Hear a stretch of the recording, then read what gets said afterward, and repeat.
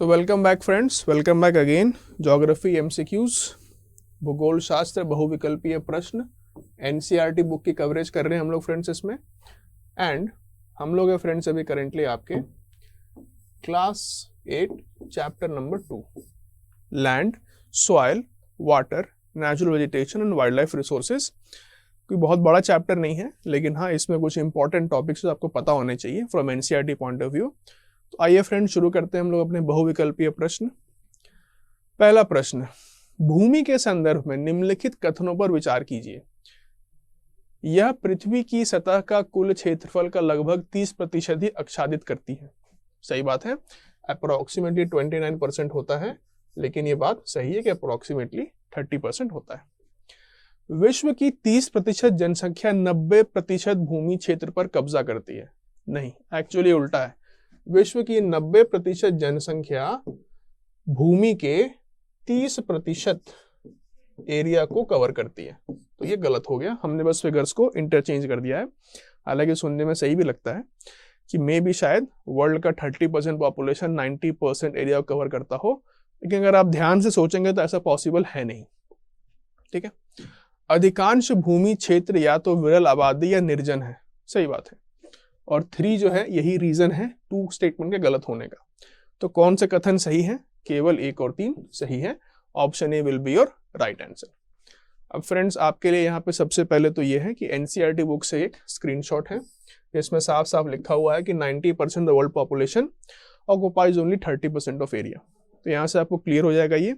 दूसरा ये कि remaining 70% of land is sparsely populated और इनहैबिटेड। ठीक, अच्छा। दूसरा फ्रेंड्स यहाँ पे आपके पास लैंड एरिया का मैंने एक मैप दिया है जो कि पहले भी दे चुका हूं आपको, कि एशिया नंबर 1 है एज पर land area amongst continents, number 2 is Africa, third is North America, then South America, then you have Antarctica, then you have Europe and finally you have Australia, Oceania continent. अब इनका जो area आपको याद नहीं रखना, आपको broadly एक इसका ऑर्डर याद रखना है, बस वही आपके लिए काफी है। ठीक है, नेक्स्ट आइए। दूसरा प्रश्न कि विश्व के विभिन्न भागों में जनसंख्या के वितरण के संदर्भ में निम्नलिखित कथनों पर विचार कीजिए। विश्व के विभिन्न भागों में जनसंख्या का असमान वितरण भूमि और जलवायु की विभिन्न विशेषताओं के कारण है। सही बात है। मैदानी और नदी घाटियां विरल आबादी या निर्जन है, जबकि रेगिस्तान, पहाड़ी ढलान और घने वन क्षेत्र घनी आबादी वाले हैं। नहीं, ये गलत है, इंटरचेंज हो गया है, ये सही है। कह रहा कौन सा कथन सही नहीं है? तो केवल 2, यानी कि option number C will be your answer. ठीक है फ्रेंड्स, अब आपके सामने अगेन एक्स्ट्रा एड ऑन क्या है? एक्स्ट्रा एड ऑन आपके पास है कि मैंने एक वर्ल्ड के पॉपुलेशन डेंसिटी का मैप दिया है। आप चाहें तो यहाँ से देख सकते हैं कि वर्ल्ड में सबसे ज्यादा पॉपुलेशन डेंसिटी कहाँ कहाँ पे है, कलर कोडिंग की गई है। ठीक है, अब देखिए फ्रेंड्स, ये जो एरिया है बांग्लादेश का, इसकी डेंसिटी कितनी ज्यादा है? 1500 से भी ऊपर है। इंडिया का ओवरऑल डेंसिटी जो है वो आपका 1102 के आसपास बैठता है। सॉरी, इंडिया का ओवरऑल बैठता है आपका 300 के आसपास। कुछ particular areas like Bihar, West Bengal वगैरह में 1000 से ऊपर आपको देखने को मिलता है। ठीक है, और जो बिल्कुल पिंक शेडेड एरियाज हैं यहाँ पे तो बहुत ही कम पॉपुलेशन डेंसिटी है। ठीक है, अब अगर आप इंडिया में स्टेट वाइज अगर आप आ जाए, अगर आप इंडिया में स्टेट वाइज देखना चाहें कि पॉपुलेशन डेंसिटी क्या है, आप वो भी देख सकते हैं फ्रेंड्स। बिहार और वेस्ट बंगाल में मोर देन 1000 हो चुका है। ठीक, उसके बाद आता है आपका ऑरेंज कलर, जो कि आप यहाँ यूपी, हरियाणा, पंजाब, तमिलनाडु, केरला में देख सकते हैं। ठीक, सबसे कम है आपका येलो, जो कि अरुणाचल प्रदेश और यहाँ जम्मू कश्मीर और लद्दाख में आपको देखने को मिलेगा। नॉर्थ ईस्ट में, मिजोरम में भी देखने को मिलता है। ठीक है, अगले सवाल के ऊपर आइए।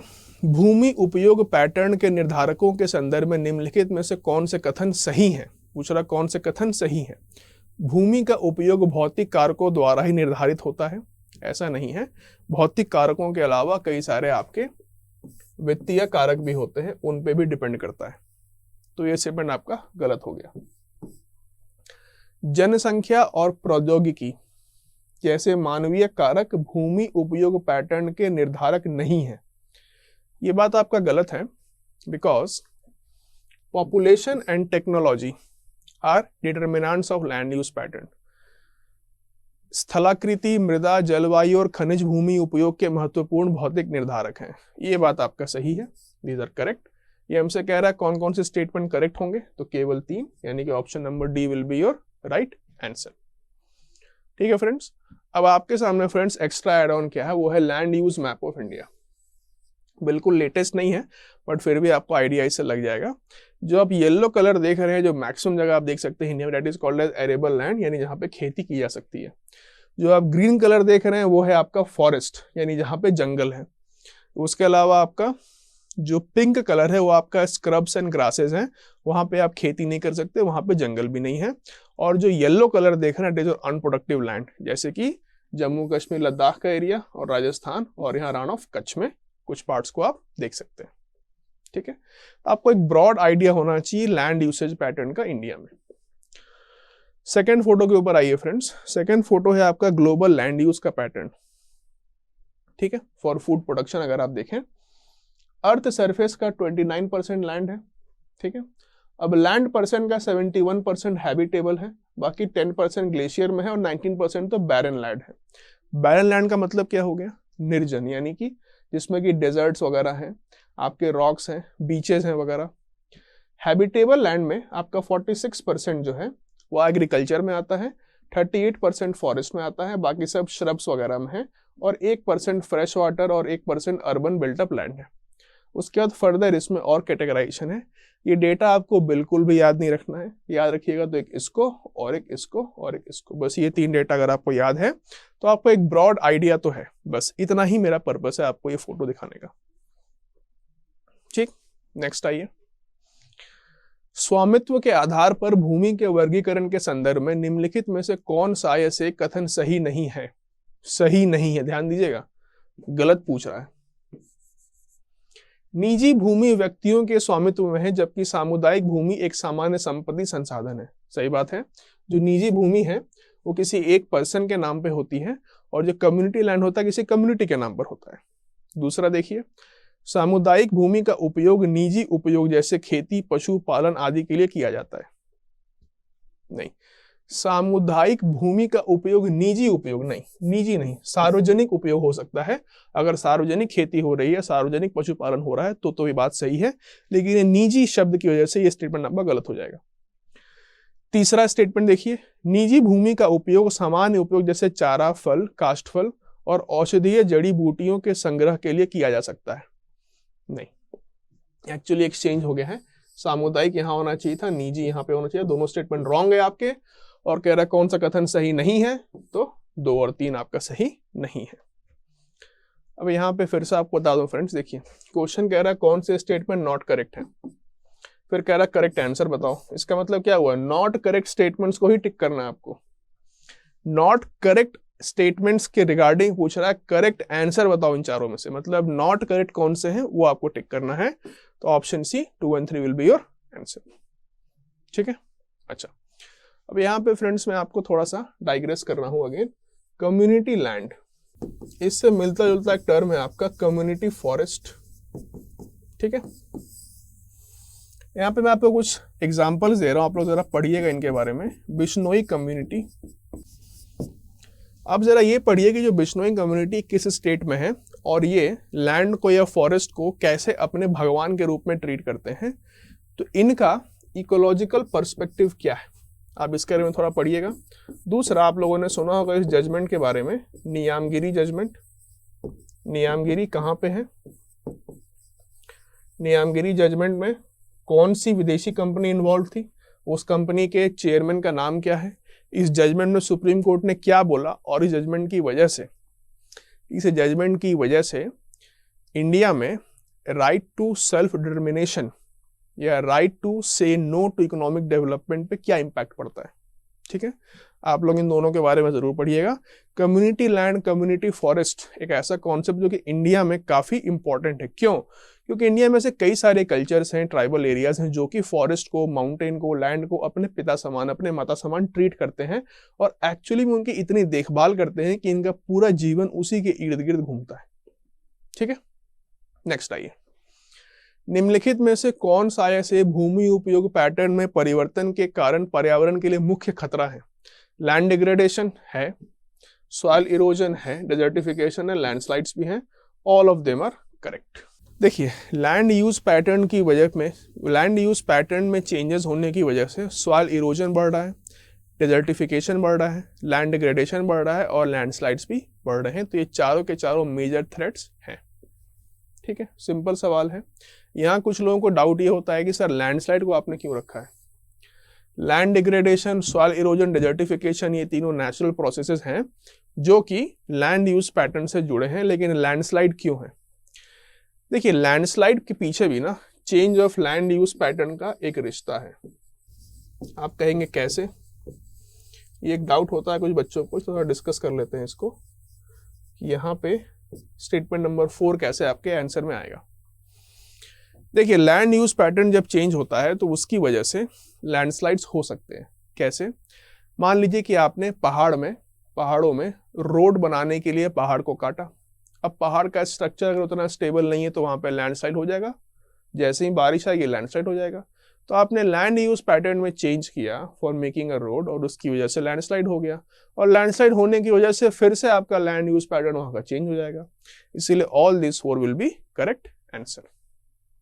नेक्स्ट आइए, निम्नलिखित में से किस गतिविधि के द्वारा भूमि निम्नीकरण की जांच की जा सकती है।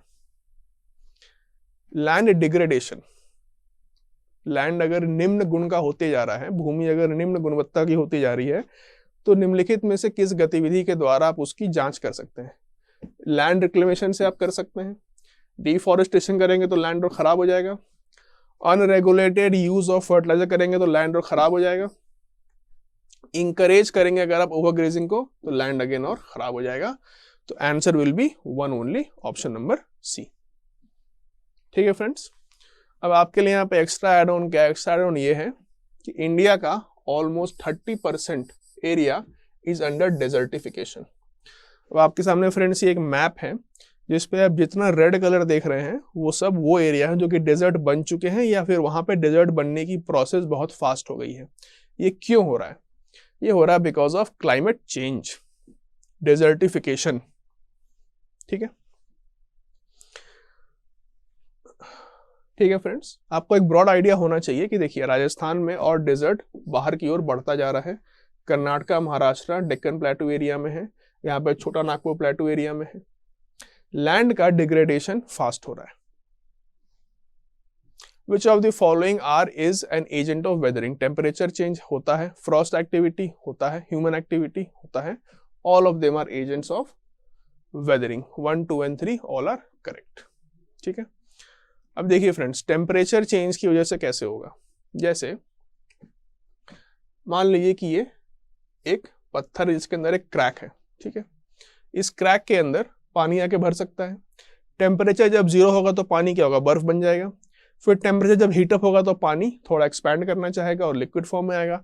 एक्सपेंशन कॉन्ट्रैक्शन की वजह से इस बर्फ के 2 टुकड़े हो जाएंगे, हो गया वेदरिंग फिर। ठीक, फ्रॉस्ट एक्शन भी सिमिलर है। ह्यूमन एक्शंस क्या होते हैं, what are human activities responsible for weathering. देखिए मानवीय गतिविधियों की वजह से भी अपर्दन हो सकता है। ठीक है, कैसे हो सकता है, जैसे ह्यूमन एक्टिविटी, जैसे मान लीजिए अगर आपने पहाड़ों में रोड बना दिया तो आपको वहां पे रॉक्स को काटना पड़ेगा। वो रॉक्स जब कटेंगे तो उनके छोटे छोटे पार्टिकल्स निकलेंगे। इन पार्टिकल्स को विंड अपने साथ ट्रांसपोर्ट करे कहीं और ले जाएगा, तो वहां पे फिर वेदरिंग का काम होने लगेगा। तो all these factors are important for weathering. Next आइए, विद रेफरेंस टू सॉइल, मृदा के संदर्भ में निम्नलिखित कथनों पर विचार कीजिए। It is a thick layer of greeny substance over the surface of earth which determines the type of landforms. वह पृथ्वी की सतह पर दानेदार पदार्थ की एक मोटी परत है, ध्यान दीजिएगा, मोटी परत है जो भू आकृतियों के प्रकार को निर्धारित करती है। इस स्टेटमेंट में सब कुछ सही है, सिर्फ एक मोटी वर्ड से प्रॉब्लम है। मोटी नहीं, एक्चुअली ये पतली होती है परत, इट इज वेरी थिन। ठीक है, ये स्टेटमेंट हो गया आपका गलत। नेक्स्ट आइए, कार्बनिक पदार्थ, खनिज और अपक्षयी चट्टानें मृदा के प्रमुख घटक हैं। ये बात सही है कि आपका जो कार्बोनिक मैटर या ऑर्गेनिक मैटर होता है, मिनरल्स होते हैं और वेदर्ड रॉक्स होते हैं, they are the major constituents of soil. Soil में होता ही क्या है, इनके अलावा यही सब चीजें होती हैं। कुछ मिनरल्स होंगे like potassium, sodium, calcium and so all.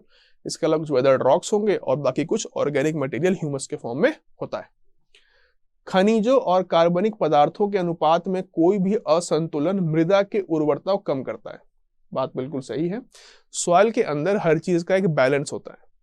In fact friends, nature के अंदर हर चीज का बैलेंस होता है। उसकी कोई भी कंपोनेंट में अगर डिस्प्रपोर्शन आ जाएगा तो बैलेंस खत्म हो जाएगा, तो उसकी क्वालिटी खराब हो जाएगी। वही ये स्टेटमेंट कहता है। मृदा निर्माण एक लंबी समय लेने वाली प्रक्रिया है। बिल्कुल सही है। कह रहा है कौन से सही है, तो 2, 3 and 4 option C will be your correct answer. ठीक है फ्रेंड्स, अब आपके लिए यहाँ पे एक्स्ट्रा वैल्यू एड ऑन क्या है, ध्यान दीजिएगा स्क्रीन के ऊपर। आपके सामने फ्रेंड्स एक तो मैंने सॉइल के डिफरेंट लेयर्स को रखा है। आपको पता होना चाहिए कि सॉइल में सबसे ऊपर होता है एक ओ होराइजन, उसके नीचे होता है ए होराइजन, फिर बी होराइजन, फिर सी होराइजन। अब इसके डिटेल क्या है इतना जानने की जरूरत अभी नहीं है आपको बस नाम जान लेने हैं कि होराइजन्स क्या होते हैं, ओ ए बी सी। ठीक, अच्छा। दूसरा, जो सॉइल होता है उसका टिपिकल कॉम्पोजिशन जरा देखिए। टिपिकल, मैं ये नहीं कह रहा कि इंडिया का सॉइल है या रशिया का सॉइल है। टिपिकल कॉम्पोजिशन क्या होता है वो देखिए। एयर होता है 25%। आप कहेंगे सर हवा कहां से आ गई? एयर होता है इन द सॉइल क्रैक्स। ठीक, वाटर होता है यानी कि मॉइस्चर 25%। बाकी आपका मिनरल मैटर होता है 45% and hardly about 5% is humus या फिर ऑर्गेनिक मैटर। ठीक, अच्छा, ये तो हो गया आपका सॉइल का टिपिकल कॉम्पोजिशन। इसको आप कहीं पे भी कोट कर सकते हैं, बट आपको ध्यान ये रखना है फ्रेंड्स इसमें दैट ये इंडिया स्पेसिफिक नहीं है, इन जनरल है, टिपिकल कॉम्पोजिशन है। अच्छा, सॉइल का जो टेक्सचर होता है ना फ्रेंड्स, उसके 3 तरह के होते हैं, सैंड, सिल्ट एंड क्ले। अब देखिए इनमें अंतर क्या होता है। सैंड होता है बहुत ही ज्यादा कोर्स ग्रेन्ड, मतलब आराम से पानी नीचे जा सकता है। क्ले होता है बहुत ही ज्यादा फाइन ग्रेन्ड, मतलब ये पानी को अपने सरफेस पे ही रोक लेगा, नीचे जाने नहीं देगा। और इन दोनों के बीच में आता है आपका सिल्ट। सिल्ट के पार्टिकल्स होते हैं मीडियम साइज के। तो कोर्स सैंडी पार्टिकल्स हो गए सबसे बड़े साइज के, क्ले पार्टिकल्स हो गए सबसे छोटे साइज के, fine coloured, fine shape, fine size. Silt हो गया आपका मीडियम। नेक्स्ट आइए, arrange the given layers of soil profile from bottom to top. मृदा परिच्छेदिका में दी गई परतों को नीचे से ऊपर तक व्यवस्थित करें। देखिए थोड़ा कॉमन सेंस आप लगाइए फ्रेंड्स। सॉइल कैसे बनता है? रॉक्स का वेदरिंग होता है। रॉक्स जब टूटेंगे तो ये क्या बनेंगे? सब रॉक्स बनेंगे। इसमें आपका फिर कुछ ऑर्गेनिक मैटर भी ऐड हो जाएगा। ठीक है, ठीक है। अब देखिए, सबसे नीचे होना चाहिए आपका पेरेंट रॉक, जो एक्चुअली में चट्टान है। जैसे अगर आप देखेंगे इस फोटो को, तो सबसे नीचे आपका बेसिकली पेरेंट रॉक रहेगा, यानी कि वो चट्टान जो कि टूट करके मृदा बना है, वो सबसे नीचे रहेगा, क्योंकि इसके ऊपर बहुत सारी चीजें ऐड हो चुकी हैं, लाइक ह्यूमस ऐड हो चुका है, ऑर्गेनिक मैटर ऐड हो चुका है एंड सो ऑन। ठीक, अच्छा। पेरेंट रॉक के ठीक ऊपर क्या आएगा आपका? वहां पे आना चाहिए आपका वेदर्ड रॉक मटेरियल। मतलब पेरेंट रॉक वो जिसकी वेदरिंग नहीं हुई है, लेकिन जो वेदर होके छोटे छोटे बन चुके हैं, वो रॉक मटेरियल आना चाहिए आपका। इसके ऊपर आएगा आपका सब सॉइल, जिसमें क्या आपका सैंड, सिल्ट, क्ले होगा, और सबसे ऊपर आएगा आपका humus, organic matter and vegetation. ठीक है, बिल्कुल कॉमन सेंस का सवाल है। सबसे नीचे पेरेंट रॉक जो कि टूटे ही नहीं है, उसके ऊपर थोड़े टूटे वेदर्ड रॉक्स, उसके ऊपर आ जाएगा आपका सैंड, सिल्ट, क्ले के पार्टिकल, और सबसे ऊपर रहेगा आपका ह्यूमस या फिर ऑर्गेनिक मैटर। तो ये कह रहा है नीचे से ऊपर अरेंज करिए, तो आंसर विल बी 1 3 2 4। 1 3 2 4 कहां है? Option number B will be your answer. ठीक है friends, option number B will be your answer. Simple सवाल है, थोड़ा सा लॉजिक का बस यूज करना है। नेक्स्ट आइए, consider the following pairs, factors affecting corresponding actions in soil formation. Parent rock, it gives rise to mineral content and permeability. बिल्कुल सही बात है, क्योंकि पेरेंट रॉक में जो मिनरल्स हैं, पेरेंट रॉक जब टूट जाएगा तो वही मिनरल सॉइल में ही मिलेंगे आपको। पेरेंट रॉक अगर आपका बहुत ही हार्ड है तो परमिएबल सॉइल नहीं होगा आपके पास। ठीक है। Climate, thickness of soil profile, no. Relief, rate of weathering, no. Time, soil accumulation, no. Micro organism, rate of humus formation, right. देखिए फ्रेंड्स, क्लाइमेट जो है ना वो डिसाइड करेगा रेट ऑफ वेदरिंग। मान लीजिए क्लाइमेट बहुत एक्सट्रीम्स पे जाता है, बहुत ठंडा, बहुत गर्मी है, तो वहां पे वेदरिंग बहुत फास्ट होगी। ये मान लीजिए क्लाइमेट मॉडरेट है, सुबह में भी 20 डिग्री और रात में भी 20 डिग्री, जाड़ा और गर्मी कुछ है ही नहीं, तो क्लाइमेट की वजह से रेट ऑफ वेदरिंग बहुत स्लो हो जाएगा। रिलीफ, रिलीफ का मतलब होता है कितना ऊबड़ खाबड़ है सरफेस। मान लीजिए रिलीफ अगर बहुत ज्यादा है तो सॉइल का एक्यूमुलेशन कम होता है, सारा सॉइल नीचे आ जाएगा। रिलीफ अगर बहुत कम है तो सॉइल का एक्यूमुलेशन ज्यादा होगा। Time will determine thickness of profile. आप जितना वक्त देंगे सॉइल बनने के लिए उतना ही थिक सॉइल बनेगा, जितना कम टाइम में आप चाहेंगे सॉइल बन जाए उतना ही थिन सॉइल बनेगा। तो 2, 3, 4 आर रॉन्ग। कह रहा है कि नॉट करेक्ट कौन कौन से हैं, तो 2, 3 and 4 option number A will be your answer. ठीक है फ्रेंड्स। फ्रेंड्स ये जो क्वेश्चन है डायरेक्टली आपका एनसीईआरटी बुक के इस फिगर पे लिया गया है। आप यहाँ पे देख सकते हैं कि सॉइल को बनाने की प्रोसेस को कहा जाता है पीडोजेनेसिस, और इसके फैक्टर्स क्या क्या होते हैं, parent rock, relief, flora fauna micro organism, climate and time. अब आप देखिए हर फैक्टर की वजह से क्या क्या असर पड़ता है सॉइल के ऊपर। जैसे parent rock will determine colour, texture, chemical properties, mineral content and permeability of the soil. ठीक है। Relief, it will determine the altitude and slope, determination of accumulation of soil. Flora fauna, humus. Time, thickness. Climate, temperature and rainfall will influence the rate of weathering and humus also. मान लीजिए temperature अगर बहुत ज्यादा extremes पे रहता है तो वहां पे माइक्रो ऑर्गेनिजम्स की एक्टिविटी ज्यादा तेज होती है, तो उस सॉइल में ह्यूमस की क्वांटिटी भी ज्यादा मिलेगी आपको। ठीक है। तो फ्रेंड्स सॉइल फॉर्मेशन को हम लोग बोलते हैं पीडोजेनेसिस। उसके फैक्टर्स ये हैं। बाकी आपके सामने अगेन एक फोटो, आप चाहें तो उसको स्टेप बाय स्टेप देख सकते हैं कि सबसे पहले तो आपका बेड रॉक या पेरेंट रॉक होता है, इस पे वेदरिंग का काम शुरू होगा, कुछ ऑर्गेनिक मैटर ऐड हो जाएंगे, मिनरल के फ्रेगमेंट्स बनेंगे, ह्यूमस ऐड हो जाएगा। जैसे जैसे आपका ह्यूमस की क्वांटिटी बढ़ते जाएगी ना, सॉइल में फर्टिलिटी बढ़ते जाएगी, फिर आपका रूट्स और डीप से डीप होते जाएंगे। फाइनली आपका C horizon, B horizon, A horizon, ऊपर रहता है आपका ओ होराइजन। ये 4 लेयर्स होते हैं आपके सॉइल के। ठीक है फ्रेंड्स। आइए नेक्स्ट सवाल के ऊपर चलते हैं हम लोग। अगला सवाल है आपका, it is one of the methods of soil conservation. In this, the bare ground between plants is covered with a layer of organic matter like straw. It helps to retain soil moisture. Which one of the following is this method? Simple इसे कहा जाता है mulching, यानी कि पलवार बोलते हैं इसे हिंदी में। ये सॉइल कंजर्वेशन का एक तरीका होता है। ये आप लोगों ने जरूर देखा होगा गांव देहात वगैरह में कि यहाँ पे मल्चिंग की गई है। मल्चिंग का मतलब कुछ भी नहीं होता, सिंपल ये है कि आप एक लेयर ऑफ ऑर्गेनिक मटेरियल, आजकल तो प्लास्टिक का भी यूज हो रहा है, उससे आप कवर कर दीजिए बेयर ग्राउंड्स को। कहने का मतलब जैसे ये आपने क्यारी बनाई है, ठीक है, आप यहाँ पौधे लगाएंगे, आपने क्यारी बनाई है, यहाँ पे आप पौधे लगाएंगे, इन दोनों क्यारियों के बीच में जो एरिया है ना, इसको आपने कवर कर दिया, बस उसे कहते हैं मल्चिंग। इसका फायदा ये है कि सॉइल का इरोजन नहीं होगा। क्यों? क्योंकि जहां पे आपने पौधे लगा दिए वहां पर तो प्लांट्स के जो रूट्स है ना, वो तो इरोजन होने से रोक लेंगे, लेकिन जहां पौधे नहीं लगाए वहां पे क्या होगा, जहां आपने पौधे नहीं लगाए वहां पे क्या होगा, इरोजन हो सकता है, आप उसको कवर कर दीजिए। ठीक है। मल्चिंग इंडिया में कहां कहां होती है? मोस्टली होती है रेन फेड रीजन्स में। क्यों? क्योंकि मल्चिंग के 2-3 फायदे होते हैं। पहला तो ये इरोजन से बचा लेगा आपको, दूसरा इवेपोरेशन लॉस से भी बचाएगा।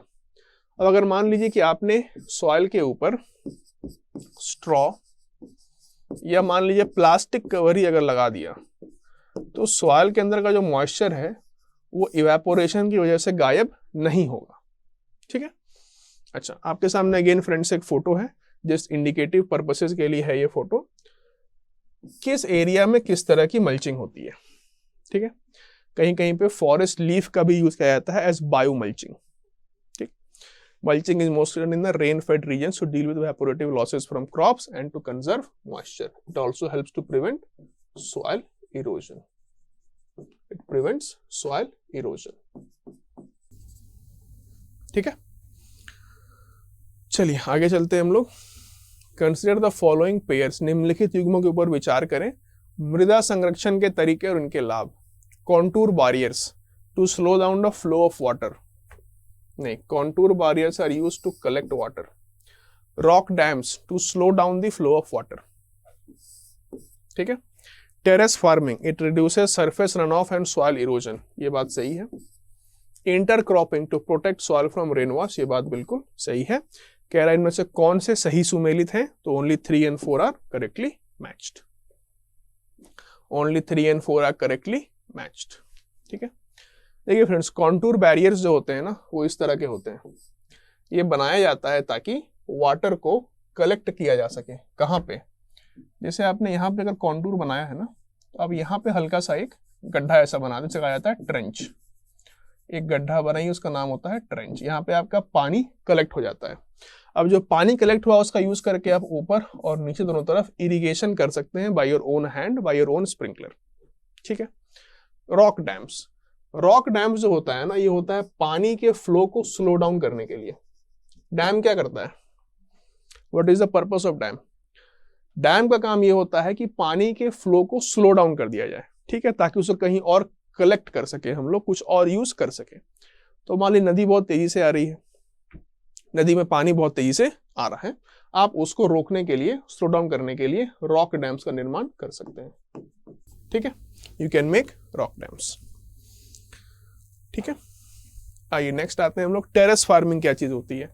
टेरेस फार्मिंग होती है फ्रेंड्स मोस्टली आपके उन एरियाज में जहाँ की पहाड़ी हो। देखिए टेरेस फार्मिंग का आपके सामने एक फोटो है। बेसिकली हम लोग करते क्या है कि पहाड़ के स्लोप के अराउंड हम लोग टेरेस या रूफ लाइफ स्ट्रक्चर्स बना देते हैं। तो एक रूफ या फिर एक टेरेस पे आप आराम से वहां पे क्रॉपिंग कर सकते हैं। ठीक है, अब इसका एडवांटेज क्या है, देखिए पहला एडवांटेज तो ये है फ्रेंड्स कि जो अवेलेबल सॉइल है माउंटेन के स्लोप पे, उसको आपने प्रॉपरली डिस्ट्रीब्यूट कर दिया कहाँ कहाँ पे क्रॉपिंग करनी है। नॉर्मली माउंटेन्स पे सॉइल का लेयर बहुत ही थिन सा होता है। ठीक है, तो आप हर जगह क्रॉपिंग कर नहीं सकते। आप क्या करें कि जो आपके पास माउंटेन है, मान लीजिए यहां से यहाँ पॉइंट ए से पॉइंट बी तक जितना भी सॉइल अवेलेबल है उसकी थिकनेस मान लीजिए है ओनली 1 सेंटीमीटर। ठीक है, अब आप क्या करिए, आप यहाँ पे कॉन्टूर्स बना दीजिए। कॉन्टूर जब बनाएंगे तो सॉइल की थिकनेस एडजस्ट होती है।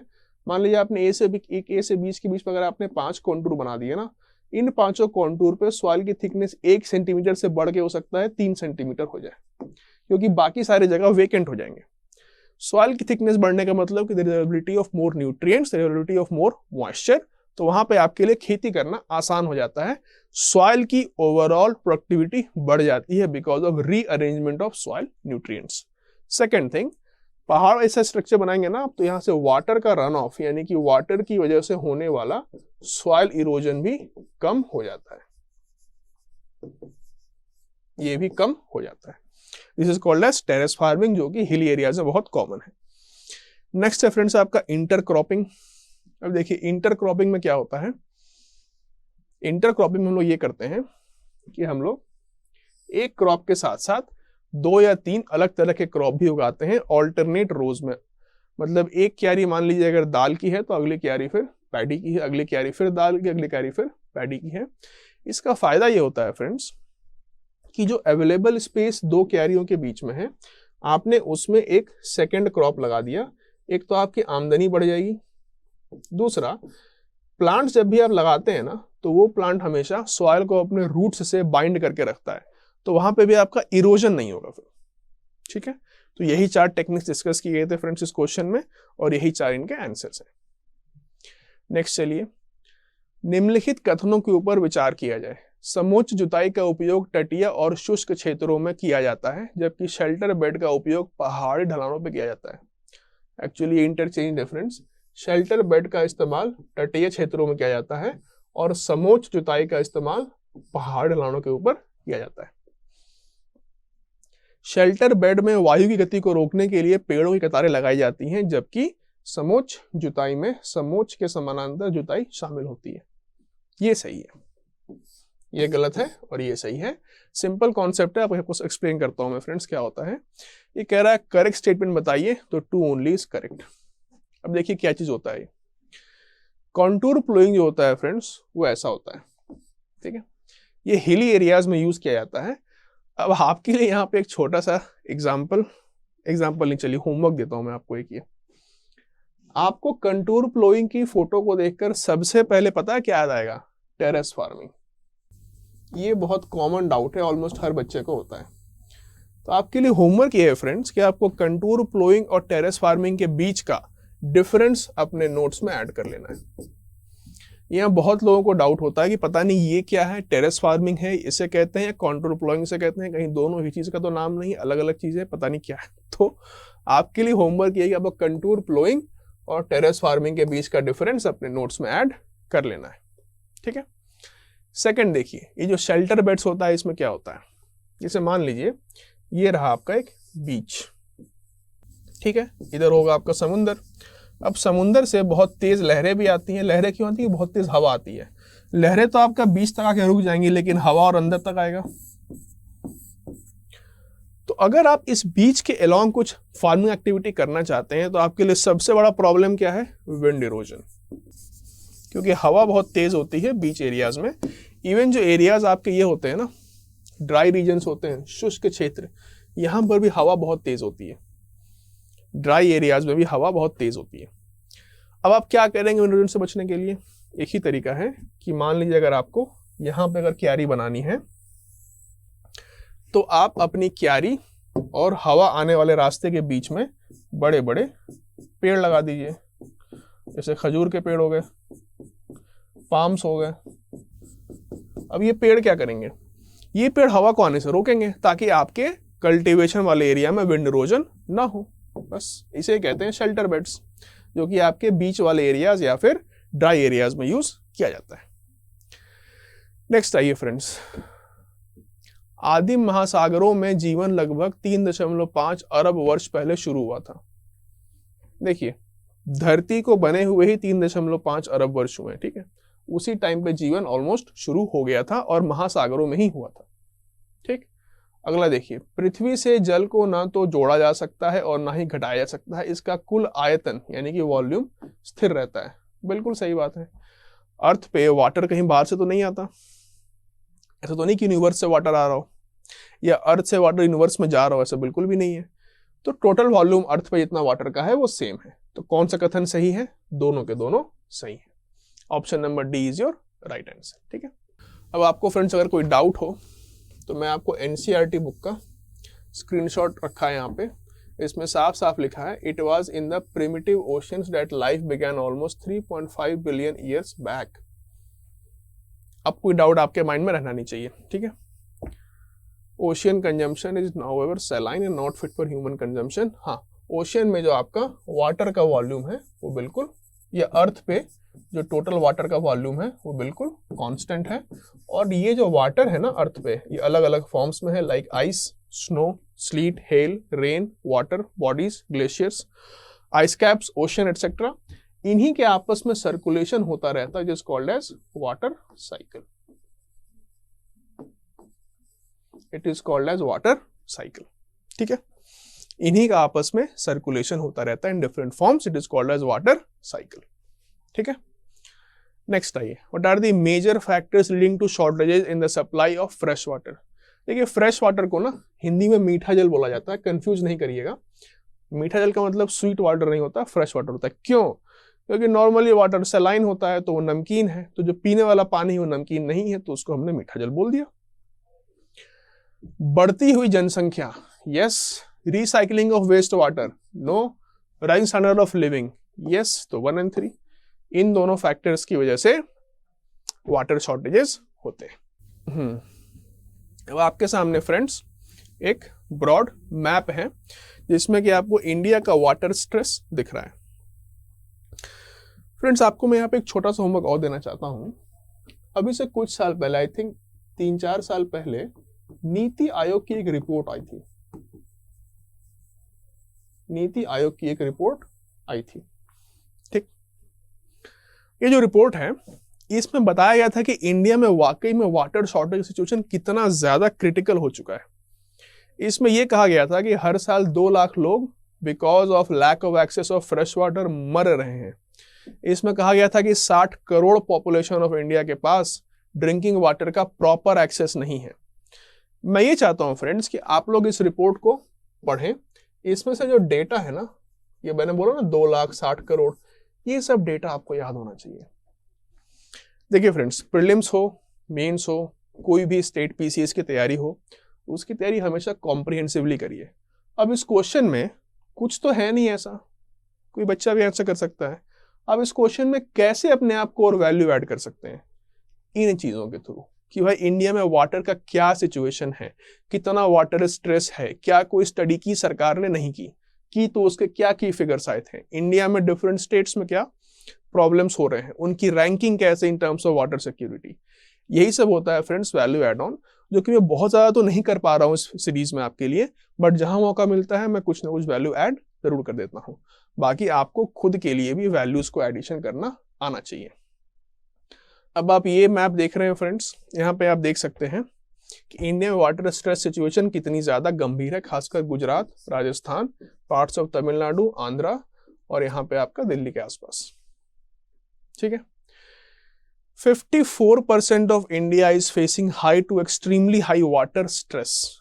आज की डेट में इंडिया एक वाटर स्ट्रेस्ड नेशन है, ये भी एक बहुत इंपॉर्टेंट टर्म है। कुछ सालों के बाद इंडिया बन जाएगा एक वाटर स्कैर्स नेशन, जहां पानी की कमी है। वाटर स्ट्रेस का मतलब पानी की कमी नहीं होती, वाटर स्ट्रेस का मतलब ये होता है कि इतना पानी है उसमें काम नहीं चल पा रहा। वाटर स्कैर्स का मतलब पानी की किल्लत होना, वाटर स्कैर्स का मतलब पानी की किल्लत होना। ये दोनों टर्म्स टेक्निकली डिफाइंड है, आप कंफ्यूज मत करना दोनों टर्म्स के बीच में। ठीक, अच्छा, अगर आप ग्लोबल मैप के ऊपर देखिए, if you look at global map, again आपको दिखेगा कितनी खराब सिचुएशन है। Ratio of withdrawal to supply, कितना पानी सप्लाई होता है उसमें कितना पानी निकाल लिया जाता है, एक्सट्रीमली हाई जहां पे होगा मतलब वहां पे डिमांड बहुत ज्यादा है। आप देखिए इंडिया, पाकिस्तान, ईरान, यहाँ सऊदी, ऊपर कजाकिस्तान, यहाँ अफ्रीका के नेशंस। ठीक है, ratio of withdrawal to supply यहाँ पे बहुत लो होगा, लेस देन 10%। कनाडा, ब्राजील, ये वो एरिया जहां पानी ऑलरेडी बहुत ज्यादा सप्लाई हो रहा है या फिर उसका डिमांड बहुत कम है। ठीक है, अच्छा, एनसीईआरटी बुक से फ्रेंड्स एक आपके लिए फैक्ट बेस्ड डेटा, ये आपको याद होना चाहिए। ये कहता है कि 1975 में 1975 में the consumption of water for human use was 3850 cubic kilometre per year. अब ध्यान दीजिएगा फ्रेंड्स, यहाँ पे क्यूबिक किलोमीटर पर ईयर, इसका मतलब हो गया किलोमीटर क्यूब। ये कुछ नहीं, बस एक वॉल्यूम का एक टर्म है, इससे घबराना नहीं कि इतना किलोमीटर के आ रहा है या क्यूबिक किलोमीटर के आ रहा है, बस एक वॉल्यूम का टर्म है। और वर्ष 2000 में डिमांड बढ़ के हो गया 6000, मतलब 25 सालों में डिमांड 1.5 गुना हो गया। ये आपको पता होना चाहिए। अब देखिए, ये जो फैक्ट है ये आपका सीधा एनसीईआरटी बुक से लिया गया है। यूपीएससी कैसे क्वेश्चन बनाएगी इसके ऊपर, हो सकता है सिंपली ये कह दे कि in the last 25 years the demand for water consumption bye humans in India has increased by an average of 1.5 times. अब वो आपको 3850 का फिगर नहीं दे रही, 6000 का फिगर नहीं दे रही, बस बोल रही कि लगभग 1.5 गुना बढ़ गया है पिछले सेंचुरी में वाटर का demand in the last 25 years। ठीक, इस तरह से यूपीएससी इंटरप्रेट कर सकता है किसी भी गिवन फैक्ट को, किसी भी गिवन फिगर को। ठीक है फ्रेंड्स, तो ये सब आपको पहले से सोच कर रखना है। अगर आपके माइंड में इतना भी रह गया ना कि 1975 से 2000 के बीच में 1.5 गुना हो गया था, तो भी आप टिक कर सकते हैं। मे बी यूपीएससी अगर और डीप जाना चाहे तो एग्जैक्ट डेटा के आसपास पूछ ले कि 4000 था फिर 6000 हो गया। ठीक है, तो इस तरह से ना फ्रेंड्स आपको आना चाहिए इंटरप्रिटेशन निकालना from UPSC perspective from the given NCERT book, कि संघ लोक सेवा आयोग या किसी भी प्रदेश का लोक सेवा आयोग कैसे एनसीईआरटी के बुक्स को इंटरप्रेट करके उसमें से डेटा निकाल के उसको घुमा फिरा के पूछ सकता है। अगर आपको सिंपली यही याद रह गया कि 3850 और 6000, लेकिन आपने ये याद नहीं किया कि 1.5 गुना हो सकता है, देन इट इज पॉसिबल कि आप एग्जामिनेशन हॉल में कंफ्यूज हो जाए। जबकि अगर आपको 1.5 गुना याद रहेगा ना, आपके लिए दोनों डेटा फिर कोई खास मायने नहीं रखता। नेक्स्ट आइए, जल उपलब्धता की समस्याओं के संदर्भ में निम्नलिखित कथनों पर विचार कीजिए। अधिकांश अफ्रीका और पश्चिम एशियाई क्षेत्र विश्व के जल के प्रचुर क्षेत्र हैं। नहीं, अफ्रीका में तो बहुत ही ज्यादा किल्लत है। जलवायु क्षेत्रों में स्थित देशों में सूखे की आशंका सबसे अधिक होती है, जहां जल आपूर्ति बहुत अधिक होती है। अब अगर जल की आपूर्ति अधिक है तो सूखा पड़ेगा क्यों? मौसमी या वार्षिक वर्षा में बदलाव या जल स्रोतों के अधिक दोहन और संदूषण से जल की कमी हो सकती है। ये सही बात है, तो केवल 3 ऑप्शन नंबर डी आपका बिल्कुल सही स्टेटमेंट होगा। नेक्स्ट आइए फ्रेंड्स, हाँ ये भी आपका एनसीईआरटी बुक से मैंने कट आउट लिया है। इसमें आपको ज्यादा कुछ नहीं देखना, बस ये देखना है कि average Indian urban user uses about 150 litres of water every day. कैसे? 3 लीटर खुद पी जाएगा, 4 लीटर कुकिंग के लिए चाहिए, नहाने के लिए 20 लीटर चाहिए, एंड सो ऑन। ठीक है, तो 150 लीटर का फिगर एनसीईआरटी बुक में दिया हुआ, ये आपको याद रखना है। नेक्स्ट आइए, which of the following methods can be used to conserve water? Increasing forest cover area, yes. Water harvesting, yes. Drip and trickle irrigation in dry regions, yes. All of them can be used. Simple सा सवाल है। अब friends, water harvesting क्या होता है? जैसे जो बारिश होती है वो छत पे गिरती है, उसके बाद बाहर निकल जाती है और कहीं रोड पे चली जाती है, ठीक है, ये सिंपली उसका रन ऑफ हो जाता है। अच्छा ये होता कि अगर आप इस बारिश के पानी को कहीं पे जाकर के स्टोर कर सकें और उस स्टोर किए हुए पानी को आप यूज कर सके इसी घर में फॉर डिफरेंट पर्पसेस। जैसे फ्रेंड्स हम लोग बात करते हैं ना, हमारा 0 फुटप्रिंट होना चाहिए। कुदरत ने आपको पानी दिया, आपने क्या किया? अगर आपने उसको स्टोर किया और अपने घर में ही उसको यूज कर रहे हैं, तो आपको अपने घर के लिए बाहर से पानी की आवश्यकता कम पड़ेगी।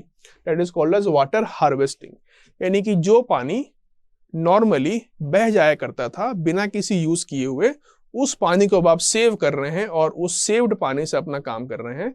It is called as water harvesting. एक बहुत कॉमन स्ट्रक्चर ये होता है कि घरों पे जो पानी गिरता है उसको आप अंडरग्राउंड टैंक में रिचार्ज कर दें। आजकल जितने भी घर बनते हैं फ्रेंड्स, उन सब में ये फीचर अवेलेबल है, सारी बिल्डिंग्स में ये फीचर होता है। पानी यूज करने के अलावा जो पानी बच गया उसके थ्रू आप ग्राउंड वाटर रिचार्ज भी कर सकते हैं, ठीक है। अच्छा, ड्रिप इरिगेशन क्या होता है उसका एक बहुत ही डिटेल्ड मैंने यहाँ पे फोटो दिया है। इतना डिटेल जानने की जरूरत नहीं है, आपको अगर सिर्फ एक लाइन में समझना हो कि ड्रिप इरिगेशन क्या होता है, ड्रिप सिंचाई पद्धति क्या होती है। आप ये देखिए फ्रेंड्स कि आपको किसी भी प्लांट को अगर पानी देना होता है आप कैसे पानी देते हैं? एक है कि आप ऊपर से बारिश कर दे पानी की हर तरफ से, फिर भी ये पानी कहाँ जाता है?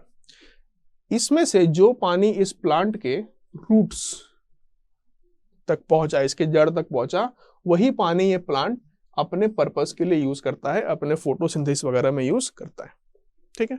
जो पानी आपने ऊपर से डाला इसके पत्तों के ऊपर, वो पानी तो वेस्ट ही हो जाएगा इसके लिए। तो ड्रिप इरिगेशन ये कहता है कि आप बिल्कुल जड़ में एक एक बूंद करके पानी सप्लाई करें, मतलब पानी का बिल्कुल एक बूंद भी वेस्टेज ना करें बाय डूइंग सरफेस इरिगेशन और फ्लड इरिगेशन। आप प्लांट के जड़ में, बिल्कुल उसके जड़ में जाकर पानी दे, बूंद बूंद करके दे, that is called as your drip irrigation, ठीक है फ्रेंड्स। नेक्स्ट आइए, निम्नलिखित कथनों पर विचार कीजिए।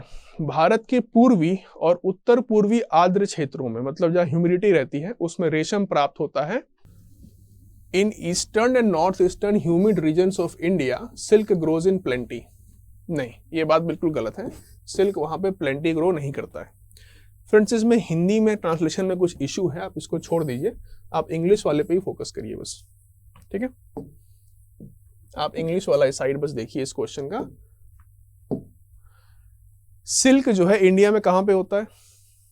सिल्क होता है आपका कर्नाटका वाले एरिया में होता है, आंध्र प्रदेश वाले एरिया में होता है, आसाम में भी होता है, एंड सो ऑन।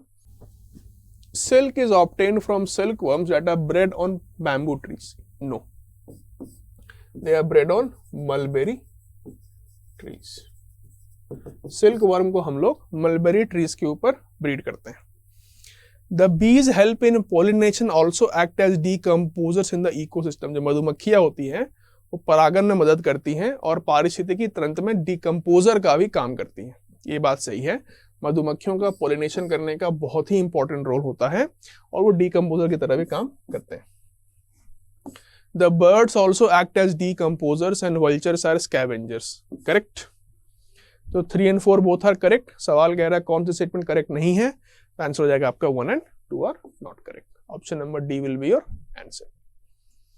देखिए फ्रेंड्स, अगर आप बात करें सिल्क के बारे में, तो आप देखिए सिल्क कहाँ कहाँ पे होता है।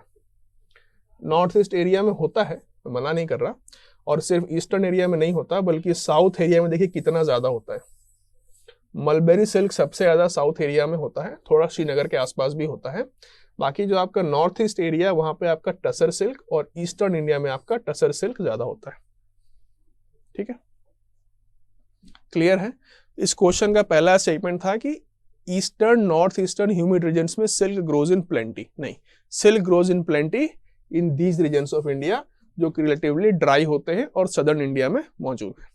ठीक है, अच्छा, अगर आप बैम्बूज के बारे में बात करेंगे फ्रेंड्स, तो बैम्बू जो नेचुरल होता है ना, वो नॉर्थ ईस्ट एरिया में काफी मिलता है, लेकिन जो आर्टिफिशियल यानी कि जो हम लोग प्लांट करते हैं वो आपको इस वाले बेल्ट में मिलता है, सेंट्रल इंडिया में। ये होता है आपका आर्टिफिशियल, या आप कह सकते हैं इसको प्लांटेड बैम्बू, मतलब कुदरत ने नहीं दिया, आपने यहाँ पे प्लांटेशन किया है इसका, फिर जाके बैम्बू हो रहा है। ठीक है, अच्छा, बीज जो होते हैं उनके क्या क्या इंपॉर्टेंस है, उसका एक मैंने आपको डायग्राम दिया है। ये आपके यूपीएससी मेन एग्जामिनेशन के लिए भले ही काम आ सकता है, फिलहाल प्रीलिम्स के लिए उतना इंपॉर्टेंट नहीं है। अच्छा, अब मैं आपको एक छोटा सा होमवर्क देना चाहता हूँ फ्रेंड्स। आप लोगों को पता है कि silk is obtain from silk worms. Silk worm से सिल्क कैसे ऑब्टेन होता है आपको पता है? उनको पानी में खौला करके। अब ये होता है एक act of violence against animals. तो एक कॉन्सेप्ट है जिसका नाम है अहिंसा सिल्क। मैं चाहता हूं कि आप लोग जरा इसके बारे में पढ़ें और अपने नोट्स में इसको ऐड करें और इसको जरा लिंक करें आप लोग गांधी जी से। आप लोग इसको जरा लिंक करें गांधी जी से। ठीक है, आइए नेक्स्ट आइए। The size and density of trees are dependent on the amount of moisture available. पेड़ों के आकार और घनत्व उपलब्ध नमी की मात्रा पर निर्भर करता है। सही बात है। As we move from forests towards thorny scrub, the water availability decreases. सही बात है। And size of vegetation increases. No, ये वाली बात गलत है, तो पूरी बात गलत हो गई। Plants of dry areas have deep roots and leaves with thorny and waxy surfaces to reduce the loss of moisture through transpiration. बिल्कुल सही बात है। अगर आप कैक्टस को देखें, अनदर ज़ेरोफाइट्स प्लांट को देखें, ज़ेरोफाइट्स का मतलब वो प्लांट जो कि डेजर्ट एरिया में पैदा होते हैं, उन सब के ये फीचर होते हैं कि क्योंकि डेजर्ट में पानी की ऑलरेडी कमी है और प्लांट्स को पानी चाहिए होता है, तो उनके सरफेस पे वैक्सी सरफेस होता है, उनके सरफेस पे थॉर्नी सरफेस होता है, ताकि एरिया ऑफ इवेपोरेशन को कम किया जा सके, और उनके रूट्स बहुत डीप होते हैं ताकि जहां कहीं से पानी मिल सके उसको खींच सके। कह रहा कौन सा स्टेटमेंट करेक्ट है ना? तो 1 and 3 only are correct. Option number B will be your right answer. ठीक है, अब आपके सामने फ्रेंड्स यहाँ पे कुछ एडेप्टेशन जो होते हैं डेजर्ट प्लांट के, लाइक कैक्टस एंड ऑल, वो मैंने लिखा है, आप चाहे तो इसको देख सकते हैं। They have long tap roots 7 से 10 metre to reach ground water. Tap root क्या होता है फ्रेंड्स? मान लीजिए आपका सॉइल का लेयर है ना, एक हो जाता है कि रूट जो बिल्कुल सीधा नीचे जा रहा हो, इसमें बहुत कम छोटे छोटे ब्रांचेस होते हैं, इसे कहते हैं हम लोग tap root. It means that कि the plant is trying to tap water from ground, जहां तक जा सकता है रूट वहां तक जाए। एक होता है आपका फाइब्रस रूट्स, ये बहुत डीप तक नहीं जाता, ऊपर ऊपर ही फैल के रह जाता है, इसे कहते हैं हम लोग फाइब्रस रूट्स, इसे कहते हैं हम लोग टैप रूट्स। ठीक है, और जरा देखें फीचर्स क्या क्या होते हैं डेजर्ट के प्लांट्स के। They have got small leaves और spines। क्यों? क्योंकि लीव्स का जितना बड़ा सरफेस एरिया होगा उतना ज्यादा ट्रांसपिरेशन लॉसेज होंगे, उसको कम करने के लिए they have got small leaves। They have got waxy leaves। क्यों? क्योंकि मोम या वैक्सी सरफेस जो होता है ना, वहां से ट्रांसपिरेशन लॉस कम होता है, और मोम के सरफेस पे अगर पानी आ गया तो कुछ देर तक रुक जाता है ताकि ये उसको एब्जॉर्ब कर सके। Seeds can stay dormant for years but germinate quickly when it rains। जो इनके बीज होते हैं वो कई सालों तक पैसिव स्टेट में रहते हैं, डॉर्मेंट रहते हैं, लेकिन जैसे ही अगर बारिश होगी तो तुरंत जर्मिनेट भी कर सकते हैं। Some plants can store water in their roots, stems, leaves, etc. They are called as succulents। जो प्लांट अपने डिफरेंट बॉडी पार्ट्स में वाटर को स्टोर कर सकते हैं, called as succulents। Some plants have horizontal root system just below the surface। ये एक different feature है, कुछ प्लांट से मिलता है। ऐसा इसलिए है उन प्लांट्स में क्योंकि वो चाहते हैं कि सरफेस के आसपास से ही सारे पानी को बटोर ले। ठीक है, but most of the plants will have tap roots. ठीक है, आइए नेक्स्ट आते हैं हम लोग। National park series of protected areas are linked through a global network. No, it is actually biosphere reserves. आप लोगों ने एक प्रोग्राम का नाम सुना होगा यूनेस्को का, एक प्रोग्राम है जिसका नाम है आपका मैन एंड बायोस्फीयर, MAB। ये एक इंटरनेशनल प्रोग्राम है जो कि डिफरेंट बायोस्फीयर एरियाज को लिंक करता है थ्रू अ ग्लोबल नेटवर्क। जैसे इंडिया में आपका नीलगिरी है ना, इन सबको लिंक किया जाता है through a global network. Biosphere reserve to protect the ecological integrity of one और मोर इकोसिस्टम्स। देखिए ये स्टेटमेंट जो है ना, इसको थोड़ा होल्ड करते हैं, रुकिए बताता हूँ इसमें क्यों डाउट आएगा लोगों को। तीसरे के ऊपर आइए। Sites list several species of animals and birds in which trade is prohibited. ये बात तो करेक्ट है। साइट्स आपका एक इंटरनेशनल एग्रीमेंट है। Sites is an international agreement जो कि बताता है कौन से एनिमल्स और बर्ड्स का ट्रेड नहीं कर सकते, जैसे कि राइनोसेरस हो गया और बहुत तरह के प्लांट्स और एनिमल्स हैं जिसका कि ट्रेड उसने बंद किया है। क्यों? इसलिए बंद किया क्योंकि जब उसकी कमर्शियल ट्रेडिंग को बंद किया जाएगा ना, तो फिर उस प्लांट या एनिमल की किलिंग को रोका जा सकता है। उस प्लांट या एनिमल की किलिंग को रोका जा सकता है। ठीक है, क्लियर है? ओके। तो अब जो सेकेंड स्टेटमेंट, जरा इसको ध्यान से देखा जाए सेकेंड स्टेटमेंट को। Biosphere reserves to protect ecological integrity of one और मोर इकोसिस्टम। ये स्टेटमेंट अपने आप में रॉन्ग है। क्यों? क्योंकि ये जो डेफिनेशन है ना, ये होता है नेशनल पार्क का। National park is to protect the ecological integrity of one और मोर इकोसिस्टम्स। लेकिन ये स्टेटमेंट देख के लगता है कि स्टेटमेंट तो सही है, बायोस्फीयर रिजर्व का काम तो यही होता है। नहीं, बायोस्फीयर रिजर्व जो होता है ना फ्रेंड्स, उसमें 3 लेयर्स होते हैं। ठीक है, बायोस्फीयर रिजर्व का काम ये नहीं कि इकोलॉजिकल इंटीग्रिटी ऑफ वन और मोर इकोसिस्टम को प्रिजर्व करे, वो काम होता है नेशनल पार्क का।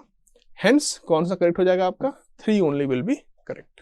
ठीक है, अब आपके सामने फ्रेंड्स इंडिया के कुछ फेमस नेशनल पार्क्स का नाम है, इनका एरिया है और इनका स्टेट मेंशन किया हुआ है।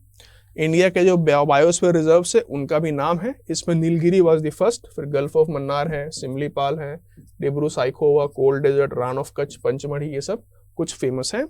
साइट्स जो एग्रीमेंट है फ्रेंड्स, इसका फुल फॉर्म क्या होता है?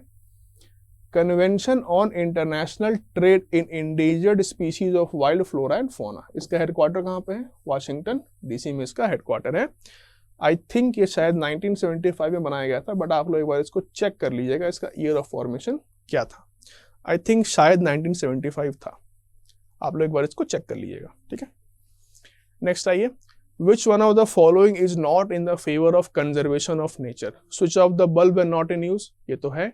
Close tap immediately after using, ये भी है। Dispose polypacks after shopping, हाँ ये नहीं है, because polypacks पॉलीथीन इसका यूज करना ही ठीक नहीं है, तो शॉपिंग के बाद डिस्पोज भी कर दिया तो क्या फर्क पड़ गया। Throw garbage at designated places, ये तो है। अब आपके सामने फ्रेंड्स एक मैप है, आप इसमें देख सकते हैं प्लास्टिक वेस्ट के रिगार्डिंग कुछ डेटा है कि status of domestically generated plastic waste कितना है इंडिया में, क्या क्या स्टेप्स लिए गए हैं। जैसे 30 सितंबर 2021 से थिकनेस ऑफ पॉलीथीन बैग्स को बढ़ा दिया गया है, 50 से 120 माइक्रोन कर दिया गया है। क्यों? क्योंकि थिकर पॉलीथीन बैग बनाने में मुश्किल आएगी मैन्युफैक्चरर्स को, तो इसका कंजम्पशन थोड़ा कम होगा, इसका प्राइस बढ़ जाएगा। ठीक, बाकी फ्रेंड्स आप देख सकते हैं कि 1 जुलाई 2022 से सिंगल यूज प्लास्टिक को भी बैन कर दिया गया है। Biggest contributors of plastic waste among states, आप यहाँ पे देखना चाहें तो Maharashtra, Tamil Nadu, Gujarat, West Bengal and Karnataka, these are the biggest contributors of plastic waste in India.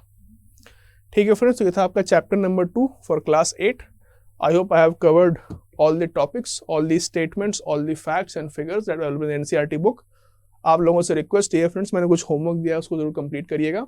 इसके अलावा फ्रेंड्स आप लोगों को एक चीज और करना है, वो ये है कि ये जो NCERT के MCQs चल रही है, आप लोग इनमें से कुछ चुनिंदा MCQs को हमेशा, जिसमें आपको डाउट होता हो, उन चुनिंदा MCQs को हमेशा अपने शॉर्ट नोट्स में ऐड करिए। मैं आप लोगों को बार बार कहता हूँ शॉर्ट नोट्स बनाने के लिए, because it is the most effective way to revise just before your prelims examination. आपका PT एग्जाम जब आएगा ना फ्रेंड्स, तो टाइम का इतना क्रंच हो जाता है, पता नहीं चलता कितना रिवाइज करें और क्या क्या रिवाइज करें। अगर आपके शॉर्ट नोट्स रेडी होंगे, it will help you a lot. तो शॉर्ट नोट्स में सिर्फ वही चीजें ऐड करें आप लोग जो कि आपको लास्ट मौके पर रिवाइज करना जरूरी हो। ठीक है फ्रेंड्स, तो with this we end our class. I hope आपको क्लास अच्छी लगी हो। नेक्स्ट क्लास में मिलेंगे, तो क्लास 8 चैप्टर नंबर 3 को डिस्कस करेंगे through MCQs। Till then thank you and good bye.